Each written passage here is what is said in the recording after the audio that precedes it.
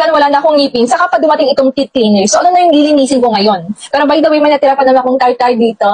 Matigas na tartar. Itatry natin kung nakakatanggal ba to ng matigas na tartar. So, first, unbox muna. So, yung laman niya is manual. Ito yung kanyang panglinis. Tapos, meron pa siyang extra dito na pwede mong ipalit. Dalawang toothbrush. Tapos, ito, salamin, nectar, tapos yung stand. So, ito yung ngipin ko na may tartar. Ayan siya.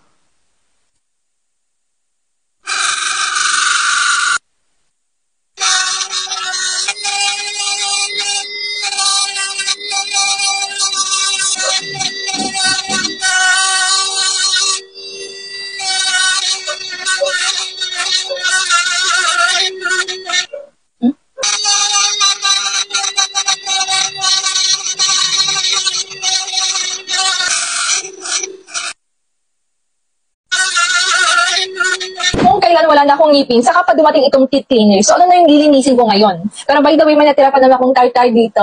Matigas na tartar.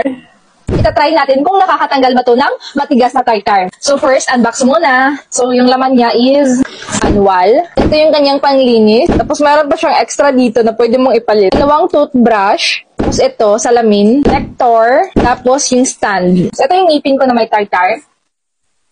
Ayan siya.